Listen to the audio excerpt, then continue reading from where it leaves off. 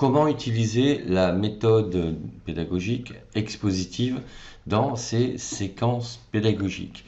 Donc, j'en ai déjà parlé plus ou moins dans d'autres vidéos, mais comme j'ai eu plusieurs questions à ce sujet pour savoir à quel moment on devait la placer. Alors, j'avais déjà expliqué que c'était en général souvent en première séance pédagogique, puisque à partir du moment où on expose un sujet, il faut intégrer plusieurs choses. D'une part, le formateur, son rôle, c'est de ne pas avoir d'interaction avec le stagiaire, puisque son objectif, c'est de transmettre un maximum d'informations et de connaissances.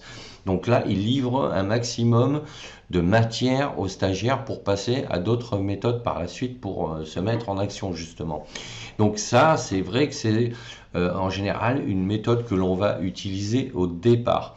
Donc ça ne veut pas dire qu'on ne va pas la réutiliser, parce qu'une séquence pédagogique, elle est cyclique, c'est-à-dire qu'on expose un sujet, ensuite on la démontre, on met en activité le stagiaire et on peut reprendre sur d'autres fondamentaux théoriques en réutilisant à nouveau la méthode expositive.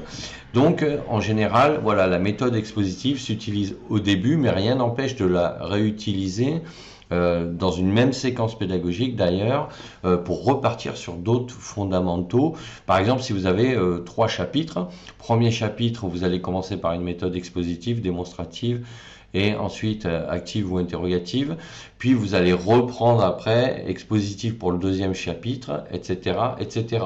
Et vous allez faire vos 3 chapitres selon ce schéma-là. Donc voilà comment on peut utiliser la méthode expositive dans une séquence pédagogique. Donc dites-moi en commentaire si c'est quelque chose qui vous interpelle, si c'est comme ça que vous construisez vos modules de cours, et si ça vous aide à mieux comprendre, voilà, comment on peut mettre en place des cycles pédagogiques cohérents dans une séquence pédagogique. Donc n'hésitez pas à mettre un pouce bleu vers le haut, à vous abonner à la chaîne, et sachez que vous pouvez télécharger gratuitement mon livre Devenir formateur en ligne. Le lien est dans la description de la vidéo. Je vous dis à bientôt pour d'autres sujets.